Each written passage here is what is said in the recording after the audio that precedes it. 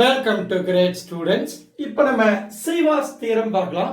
சீவாஸ் theorem வந்து சீவியன்ஸை பற்றி சொல்லுது, கன்கரண்ட் சீவியன்ஸ். ஸோ அதனால சீவியன்ஸ்னா என்னன்னு பார்ப்போம், கன்கரன்சினா என்னன்னு பார்ப்போம்.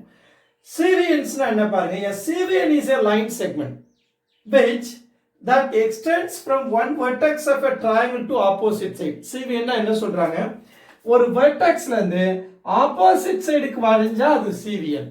சிம்பிளி சரியா, சீவியன்னா ஒரு வெர்டெக்ஸ் இருந்து ஆப்போசிட் சைடுக்கு வரைஞ்சாச்சுன்னா அது சீவியன். இப்போ இங்க இருந்து நான் இந்த வெர்டெக்ஸ்ல இருந்து இங்க ஆப்போசிட் சைடுக்கு வரைஞ்சிருக்கேன். அதே மாதிரி நான் இந்த வெர்டெக்ஸ்ல இருந்து ஆப்போசிட் சைடுக்கு நான் வரைய முடியும். சரியா, இதுவும் சீவியன் தான். அதே நேரத்தில் இந்த வெர்டெக்ஸ்ல இருந்து நான் வரைய முடியும். இந்த மூணாவதா வரையக்கூடிய இந்த சீவியனும் இந்த ஏற்கனவே இன்டர்செக்ட் ஆன இந்த பாயிண்ட் வழியா போனா அது கன்கரண்ட் சொல்லும். கன்கரண்ட்னா என்ன, 3 or more than 3 lines ஒரு பாயிண்ட் வழியா போனா கன்கரண்ட். சரி, அப்போ இந்த சீவியன்ஸையும் இந்த கன்கரன்ஸையும் ரிலேட் பண்ணக்கூடியதானது சீவாஸ் தியரம். சரியா, இப்போ சீவியன்ஸ்னா வெர்டெக்ஸ்ல இருந்து ஒண்ணுதான் வரைய முடியும்னு இல்லை, நம்ம வந்து எவ்வளவு சீவியன்ஸ் வேணாலும் வரைய முடியும். சரியா, இப்போ இதுல இருந்து ஒரு எல்லாமே சீவியன் தான். சரியா, எல்லாமே சீவியன் தான். பட் இந்த மாதிரி 3 டிஃப்ரெண்ட் சீவியன்ஸ், ஏன்னா ஒரே லைன்ல வரைஞ்சா என்ன ஆகும், ஒரே வெர்டெக்ஸ்ல இருந்து வரையிறது இன்டர்செக்ஷன் ஆகாது, இந்த மாதிரி விலகி போயிடும். அப்ப வேற வேற வெர்டெக்ஸ்ல இருந்து வரையக்கூடிய இந்த 3 லைன் இன்டர்செக்ட் ஆனத கன்கரன்சின்னு ஒன்று நடக்க வாய்ப்பு இருக்கு. சரியா, அப்போ இந்த மாதிரி வேற வேற வெர்டெக்ஸ்ல இருந்து வரையக்கூடிய இந்த சீவியன்ஸ் 3 சீவியனுமே ஒரு பாயிண்ட்ல இன்டர்செக்ட் ஆனா அதுதான் கன்கரன்சின்னு சொல்லுவோம். சரியா, நம்ம ஏற்கனவே படிச்சிருக்கோம் சீவியன்ஸ் படிக்காம. ஜெனரலா நம்ம எப்படி படிச்சிருக்கோம், சீவியன் ஜெனரலா இப்போ மீடியன் படிச்சிருக்கோம். மீடியன் ஒன் ஆஃப் த சீவியன். என்ன காரணம், அது வெர்டெக்ஸ்ல இருந்து ஆப்போசிட் சைடோட மிட் பாயிண்ட்க்கு வரையும். சரியா, இப்போ இந்த லென்த்தும் இந்த லென்த் ஈக்குவல் சொல்லுவோம், மிட் பாயிண்ட்க்கு வரைஞ்சிட்டு. அதே மாதிரி இப்போ இந்த வெர்டெக்ஸ்ல இருந்து இந்த ஆப்போசிட் சைடோட வெர்டெக்ஸோட மிட் பாயிண்ட்க்கு வரைஞ்சா இதுவும் ஒரு மீடியன் சீவியன் தான். மீடியன் தான், மீடியன் ஒன் ஆஃப் த சீவியன். இப்போ இந்த வெர்டெக்ஸ்ல இருந்து இந்த ஆப்போசிட் சைடுக்கு வரைஞ்சோம்னா இந்த ஒரே பாயிண்ட் வழியா 3 லைன் போகும். இந்த 3 சீவியனும் ஒரு பாயிண்ட் வழியா போகும், அதாவது மீடியன் 3மே ஒரு பாயிண்ட் வழியா போகும். அந்த பாயிண்ட்க்கு பேர் தான் நம்ம என்ன சொல்லுவோம், சென்ட்ராய்டு அப்படின்னு சொல்லுவோம். சரியா, அந்த கன்கரண்ட் பாயிண்ட் தான் சென்ட்ராய்டு. நம்ம இது ஏற்கனவே படிச்சிருக்கோம். இப்போ அடுத்து என்ன, ஆர்த்தோ சென்டர். ஆர்த்தோ சென்டர்ல என்ன சொல்லுவோம், இப்போ ஒரு வெர்டெக்ஸ்ல இருந்து ஆப்போசிட் சைடுக்கு பெர்பெண்டிகுலரா வரைஞ்சா அதுக்கு பேர் ஆல்டிடியூட். சரியா, இது வந்து மீடியன். ஆல்டிடியூட்னா என்ன, ஒரு vertex opposite perpendicular median. Altitude, இது ஆல்டிடியூட். ஆல்டிடியூட். அதே இந்த வெர்டெக்ஸ்ல இருந்து இந்த ஆப்போசிட் சைடு பெர்பெண்டிகுலரா வரைஞ்சா இதுவும் ஆல்டிடியூட் தான். இப்போ மூணாவதா வரையக்கூடிய இந்த ஆல்டிடியூட் இந்த ஆல்ரெடி இன்டர்செக்டட் பாயிண்ட் வழியா போனா இந்த பாயிண்ட்க்கு பேர் தான் என்ன சொல்லுவோம், ஆர்த்தோ சென்டர். அப்போ ஆல்டிடியூடோட இன்டர்செக்ஷன் பாயிண்ட் தான் ஆர்த்தோ சென்டர்.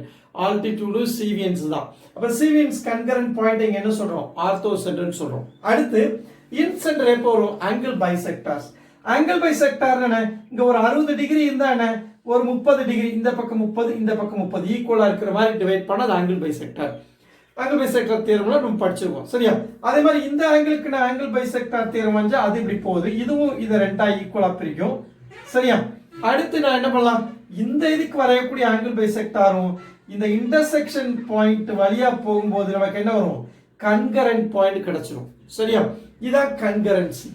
அப்ப இந்த பாயிண்ட்டுக்கு என்ன சொல்லுவோம், இன்சென்டர்னு சொல்லுவோம். அப்ப ஆங்கிள் பைசெக்டாரோட இன்டர்செக்ஷன் பாயிண்ட்டுக்கான இன்சென்டர் சொல்லுவோம். அப்போ இதெல்லாம் தனித்தனியா நம்ம பார்த்திருக்கோம். இப்ப சீவியன்ஸ்ங்கிற ஒரு வார்த்தை என்ன சொல்லுதுன்னா, இந்த மீடியனா இருந்தாலும் சரி, ஆர்த்தோ சென்டரா இருந்தாலும் இன்சென்டரா இருந்தாலும் சரி, அதாவது சீவியன்ஸ் எப்படி கிடைக்குது, மீடியன் வரைகிற சீவியனா இருந்தாலும் சரி, ஆல்டிடியூட் வரைஞ்ச சீவியனா இருந்தாலும் சரி, ஆங்கிள் பைசெக்டார் சீவியனா இருந்தாலும் சரி, எல்லா சீவியனுக்குமே பொதுவான ஒரு தியரம் தான் என்னது, சீவாஸ் தியரம்.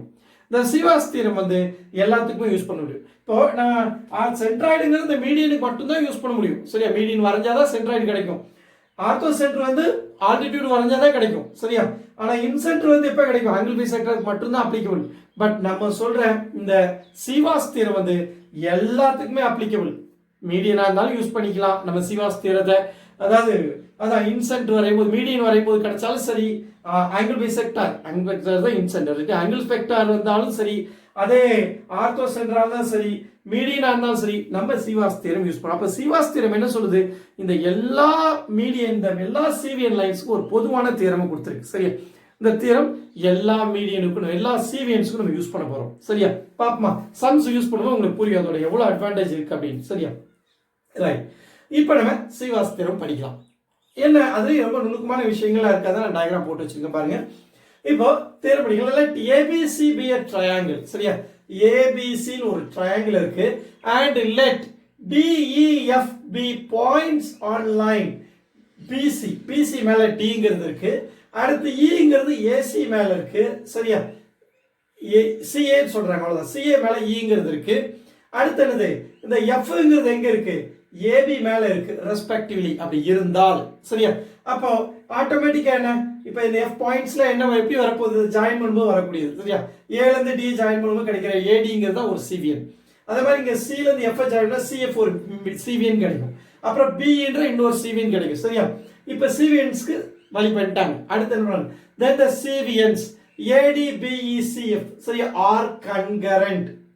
என்ன சொல்றாங்க? இது கன்கரண்டா இருக்கும். இந்த மூணு லைன் மேல இந்த மூணு பாயிண்ட் இருந்தா, மூணு சைடு மேல இந்த மூணு பாயிண்ட் இருக்கும்போது இந்த சிவியன்ஸ் கன்கரண்டா இருக்கும். எப்போ? இங்க if and if only சொல்லுவாங்க பாருங்க. அது இன்னும் ஸ்பெசிஃபிக்கா டிஸ்கஸ் பண்ணலாம். if and if only எவ்வளவு இம்பார்ட்டன்ட்னு. இப்போதைக்கு என்ன சொல்றாங்க இத பாப்போம். இது நடந்தா கன்கரண்டா இருக்கும். எது நடந்தா? அதாவது இந்த BD by DC சரியா? BD by DC into CE by EA வரிசையா வருதா? அதான் நான் ஆரோ டயகிராம் போட்டிருக்கேன். BD by DC into CE by EA into AF by FP. இது மாதிரி ஈக்குவல் டு 3 ரேஷியோ மல்டிப்ளை 1 வந்தா என்ன நடக்கும்? இந்த 3 சிவியன்ஸ் ADBECF கன்கரண்டா இருக்கும். அந்த கன்கரண்ட்டுக்கு பேர் என்னன்னு தெரியாது. அது சென்ட்ராய்டா, ஆர்த்தோ சென்ட்ரா, இன் சென்ட்ரா, இல்ல இதை தாண்டி வேற ஏதாவது நேம் இருக்கா தெரியாது. பட் கன்கரண்டா இருக்கும். அந்த கன்கரண்ட்னா 3 லைன் ஒரே பாயிண்ட் வழியா போகும். சரியா? ரைட். இப்போ நம்ம என்ன சொல்லலாம் பாருங்க. if and if only discuss பண்ணலாம். if and if only என்ன சொல்லுதுன்னா, இப்போ நமக்கு ஃபார்வர்ட்ல நம்ம அண்டர்ஸ்டாண்ட் பண்றோம். சரியா? இப்போ அதாவது இது நடந்தா இது நடக்கும். அதாவது இந்த ரேஷியோல ப்ராடக்ட் 1 வந்தா இந்த 3 என்ன இருக்கும்? கன்கரண்டா இருக்கும் அப்படிங்கிறது நம்ம இப்போ ஜெனரலா அண்டர்ஸ்டாண்ட் பண்ணிருக்கோம். But if and if only என்ன சொல்லுதுன்னா, கன்கரண்டா இருந்தாலே இந்த ரேஷியோட ப்ராடக்ட் 1 வரும். அதே நேரத்துல இந்த ரேஷியோட ப்ராடக்ட் 1 வந்தா அது கன்கரண்டா இருக்கும். அப்படின்னா என்ன அர்த்தம்?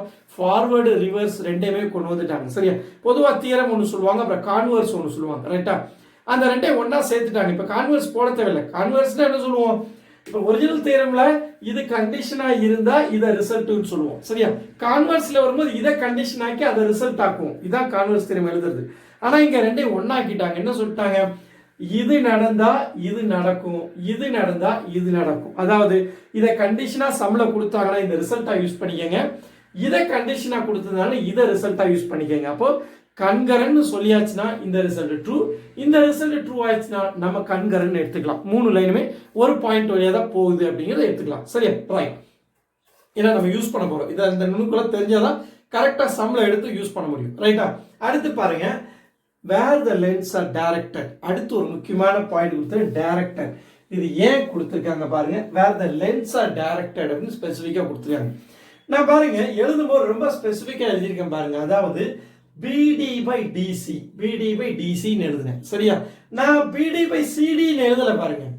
முதல்ல இதோட ரூல்ஸ் ஃபர்ஸ்ட் பாப்போம். என்ன சொல்றாங்க? BD by DC. அதாவது இப்போ நான் வந்து சைன் கன்வென்ஷன் வச்சுக்கிட்டோம்னு வைங்களேன். இப்போ ரைட் சைடுல போனா பிளஸ்ன்னு வச்சுக்கிட்டேன்னு வைங்களேன். BDங்கிறது பிளஸ், DCங்கிறது பிளஸ். அப்போ பிளஸ் பை பிளஸ் பிளஸ் ஆயிடும். சரியா? அதே நான் மேல போகும்போது பிளஸ்ன்னு வச்சுக்கிட்டேன்னு. அதாவது பொதுவா கன்வென்ஷன் எப்படி வைப்பாங்கன்னா, இப்போ இந்த டைரக்ஷன்ல பிளஸ்னா இந்த டைரக்ஷன்ல மைனஸ். சரி, நம்ம இந்த பக்கம் மைனஸ் வச்சுக்கோம், இந்த பக்கம் மைனஸ்னா இந்த பக்கம் பிளஸ் வச்சுக்கோம். அதே அப் சைட்ல பிளஸ் வச்சிருந்தா டவுன் சைட்ல மைனஸ். இந்த மாதிரி பொதுவா கன்வென்ஷன் ஆப்போசிட் சைடுல வச்சுக்கிறது உண்டு, பிசிக்ஸ்ல எல்லாம் உண்டு. சரியா? அப்போ நான் இப்படி ரைட் சைட்ல போகும்போது பாசிட்டிவ்னு வச்சுக்கிட்டேன்னு வைங்களேன். ஏன்னா ரெண்டுமே பாசிட்டிவ்ல இருக்கு. அது இங்க இருந்து இப்படி போறேன்னு வைங்க, அப்ல போக பாசிட்டிவ்னா C by A பாசிட்டிவ்ல இருக்கு, ஒன்றும் பிரச்சனை இல்லை. அதாவது AF by F இப்போ டவுன்ல வரும்போது நெகட்டிவ் ஆகுதுன்னு வைங்க, இதுவும் நெகட்டிவ் இதுவும் நெகட்டிவ். அப்போ ஆட்டோமேட்டிக்கா எல்லாம் பாசிட்டிவ் ஆயிடுச்சு. சரி, அப்படின்னு நம்ம பொதுவா இது சைன் கன்வென்ஷன் ஃபாலோ பண்றோம் அப்படின்னு சொல்லி இதை டைரக்டர்னு சொல்றோம். ஒண்ணு. ரெண்டாவது விஷயம் பாருங்க, ஏன் இந்த சைன் கன்வென்ஷன் ஃபாலோ பண்ணோம்? இப்ப ஜெனரலா நான் லென்த் கொடுக்குறேன்னு வைங்களேன். லென்த் ஃபார் எக்ஸாம்பிள் இது வந்து 4 by 4, இது 4 4 4. சும்மா ஒரு எக்ஸாம்பிள் எழுதுறேன். இப்படி இருக்கும்போது எனக்கு எதுக்கு லைன்ஸ் எனக்கு தேவையே இல்லையே. இப்போ பிடி பை டிசி தான் எழுதணுமா? ஏன் பிடி பை சிடின்னு எழுதுனா ஒன்றும் ஆகிட போகிறது இல்லையே. எனக்கு லென்த்து தானே, லென்த்துனால என்ன ஆகிட போகுது? எதுக்கு நான் டைரக்ஷன்லாம் ஃபாலோ பண்ணும்? தேவையில்லை தான். ஆனால் எதுக்கு நம்ம டைரக்ஷன் ஃபாலோ பண்ணுறோம்னா, இப்போ நமக்கு வந்து டிங்கிறது பிசியை இன்டர்னலாக டிவைட் பண்ணுது, கரெக்ட் தானே? சப்போஸ் எக்ஸ்டர்னலாக டிவைட் பண்ணுதுன்னு வைங்களேன், எக்ஸ்டர்னலாக டிவைட் பண்ணுதுன்னு வைங்க. இப்போ ஃபார் எக்ஸாம்பிள் இந்த ஏபிங்கிற லைன் இருக்குது, சரி, நம்ம அதை அப்புறம் டிஸ்கஸ் பண்ணுவோம். இப்போ அடுத்து தான் போகிறோம். ஏபின்ற ஒரு லைன் இருக்குது. இந்த சிவிஎன் படி இப்போ ஏஎஃப்ங்க தான் சிவிஎன், சரியா? இங்கே எப்படி இந்த ஏஎஃப் ஏடி சிவிஎனா, இங்கே சிஎஃப், இங்கே சிஎஃப்ங்கிறது சிவிஎன், சரியா? இப்போ இந்த பி ஏபியை எக்ஸ்டெண்ட் பண்ணி அதுக்கு பர்பெண்டிகுலர் சிஎஃப்ங்கிற லைன் வரைஞ்சிருக்கேன், சரியா? ஆல்டிடியூட். அப்போ இந்த ஆல்டிடியூடு சிஎஃப், ரைட்டா? இந்த சிஎஃப்ங்கிறது என்ன செய்யுது? பிஏவை பிரிக்குதா? ஏபியை பிரிக்குது. இங்க ஏபியை வந்து சிஎஃப் வந்து இன்டர்னலா பிரிச்சிருக்கு, சரியா? இங்க சிஎஃப் வந்து ஏபி எக்ஸ்டர்னலா பிரிக்குதுன்னு சொல்லுவோம். எக்ஸ்டர்னல் படிச்சிருப்பீங்க, சரியா? ஃபார்முலாவே நமக்கு வேற. ஒரு பாயிண்ட் வந்து இன்டர்னலா டிவைட் பண்ணா ஒரு ஃபார்முலா, எக்ஸ்டர்னல் டிவைட் பண்ணா மைனஸ் வரும், ரைட்டா? ஃபார்முலாவிலே மைனஸ் வரும். அதே தான் இங்க பண்றோம், வேற ஒன்றும் கிடையாது. அப்போ இங்க நான் சைன் கன்வென்ஷன் ஃபாலோ பண்றதுக்கு காரணம் என்னன்னா, இந்த எஃப்ங்கிற இந்த சிவிஎன் வந்து இந்த சிஎஃப்ங்கிற சிவிஎன் வந்து இந்த ஏபியை வந்து இன்டர்னலா டிவைட் பண்ணுதா எக்ஸ்டர்னலா டிவைட் பண்ணுதா அப்படிங்கிறத தெரிஞ்சுக்கலாம். ஏன்னா இந்த ஃபார்முலாவில் கூட நமக்கு வந்து பிரச்சனையே கிடையாது, எல்லாத்தையும் பாசிட்டிவாக வச்சுக்குவோம். பட் மெனலாஸ் தேர்வில் வரும்போது ஈக்குவல் டு -1 போடுறாங்க. அப்போ அந்த இடத்துல கண்டிப்பாக இந்த டைரக்ஷன் சென்ஸ் நமக்கு தெரியணும்.